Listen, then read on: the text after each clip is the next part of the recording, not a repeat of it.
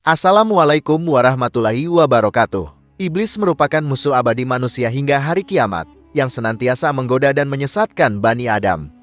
Meskipun jumlah manusia begitu banyak, hal itu tidak menyulitkan tugasnya karena manusia juga terus berkembang biak. Namun, bagaimana sebenarnya iblis itu berkembang biak?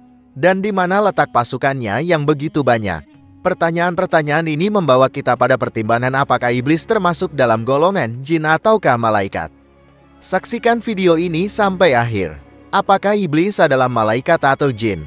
Sebelum memahami bagaimana iblis berkembang biak, penting untuk mengetahui bahwa terdapat dua pandangan di kalangan ulama tentang makhluk Allah ini. Sebagian ulama mengklasifikasikan iblis sebagai bagian dari malaikat. Pandangan ini dipegang oleh Ibnu Mas'ud, Ibnu Abbas, dan Said bin Musaib. Mereka berpendapat bahwa iblis adalah pemimpin para malaikat yang berada di langit dunia, yaitu langit terendah dari 7 lapisan langit. Ibnu Abbas juga menyebut bahwa iblis sebelumnya dikenal sebagai Azazil atau Al-Hari. Golongan yang berpendapat bahwa iblis adalah malaikat mendapat bantahan dengan argumen bahwa jika iblis benar-benar seorang malaikat, maka ia akan patuh terhadap segala perintah Allah Subhanahu wa Ta'ala. Malaikat, sebagai salah satu sifatnya, selalu taat pada setiap perintahnya. Ini sesuai dengan firman-Nya, mereka tidak mendurhakai Allah dalam apa yang diperintahkan kepada mereka, dan selalu melakukan apa yang diperintahkan. Al-Quran, Surah Tahrim, ayat 6. Sementara golongan kedua berpendapat bahwa iblis berasal dari kalangan jin. Pendapat ini dikuatkan oleh berbagai dalil, salah satunya adalah firman Allah Subhanahu wa Ta'ala dalam Al-Quran. Dan ingatlah ketika kami berfirman kepada para malaikat, sujudlah kepada Adam. Maka sujudlah mereka, kecuali iblis, dia adalah dari golongan jin, maka ia mendurhakai perintah Rabb-Nya. Al-Quran, Surah Al-Kahfi, ayat 50. Bagaimana iblis berkembang biak? Ternyata, mereka juga butuh asupan makanan dan minuman. Hal ini sesuai dengan perkataan Al-Hasan. Beliau berkata, mereka makan dan minum, sedangkan malaikat tidak berkembang biak, tidak makan, dan tidak minum. Hal ini membuktikan bahwa iblis merupakan golongan jin, bukan golongan malaikat. Pembuktian bahwa mereka makan dan minum dijelaskan dalam kitab Sabah Al-Kutub Al-Mufidah Jin. Mereka makan, minum, menikah, dan melahirkan.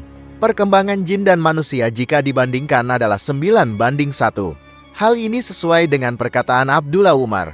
Sesungguhnya Allah membagikan manusia dan jin itu ke dalam 10 bagian, 9 bagian adalah jin, dan 1 bagian adalah manusia.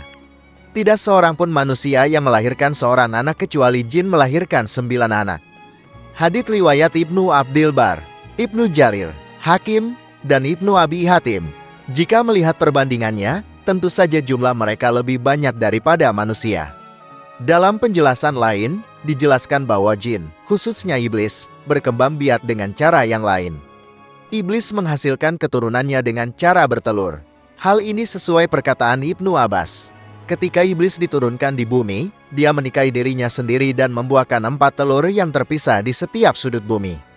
Diberi 1 telur jadi, semua setan yang ada di penjuru bumi ini berasal dari telur-telur tersebut. Penjelasan terperinci mengenai cara iblis bertelur terdapat dalam kitab tafsir Imam Al-Qurtubi. Sesungguhnya, iblis memasukkan farjinya ke farji dirinya sendiri, kemudian mengeluarkan 5 telur. Ini adalah asal keturunan iblis. Dikatakan bahwa sesungguhnya Allah Ta'ala menciptakan zakar pada paha kanannya iblis dan farji pada paha kirinya, dan iblis menikahkan paha kanannya dengan paha kirinya. Maka, keluarlah setiap hari 10 telur, dan dari setiap telur-telur itu, di mana iblis dan keturunannya berada. Untuk menyediakan tempat bagi keturunannya, iblis memilih lautan sebagai lokasi untuk istananya. Mereka memilih lautan karena luasnya daerah tersebut. Pembuktian tentang lautan sebagai tempat istana iblis dapat ditemukan dalam kitab Al-Bidayah wan Nihayah karya Ibnu Katsir. Beliau menjelaskan bahwa iblis memiliki banyak tentara dan memilih lautan sebagai tempat istana mereka. Dalam satu hadis, Rasulullah Shallallahu Alaihi Wasallam bersabda, "Apa yang saya lihat, kamu pun melihat. Saya melihat singgasana di atas lautan yang dikelilingi oleh beberapa ulat." Ibnu Sayyad juga pernah melihat singgasana iblis, sebagaimana yang disampaikan oleh Rasulullah Shallallahu Alaihi Wasallam dalam hadis riwayat Ahmad. Nah, itulah tadi penjelasan tentang perkembangbiakan iblis. Mereka juga makan, minum, bahkan melahirkan. Disebutkan juga bahwa iblis bertelur. Jumlah kelahiran iblis dan manusia memiliki perbandingan 9:1. Jika manusia melahirkan seorang anak, iblis melahirkan 9 kali lipat dengan jumlah yang banyak. Mereka meminta kepada Allah Subhanahu wa Ta'ala untuk diberi kesempatan dalam menggoda manusia. Hal ini sesuai firman-Nya. Iblis berkata, "Berilah saya waktu hingga hari kebangkitan." Allah berfirman, "Sesungguhnya engkau termasuk orang-orang yang diberi waktu sampai hari yang telah ditentukan." Iblis berkata, "Maka demi kekuasaan engkau, aku benar-benar akan menyesatkan mereka semua, kecuali hamba-hambamu yang setia di antara mereka." Quran, Surah Al-Hijr, ayat 36-40. Demikian pembahasan kali ini. Semoga bisa bermanfaat untuk kita semua. Amin ya rabbal alamin. Jika kamu memiliki pendapat terkait pembahasan kali ini, tulis pendapat kamu di kolom komentar di bawah ya. Terima kasih telah menonton video ini.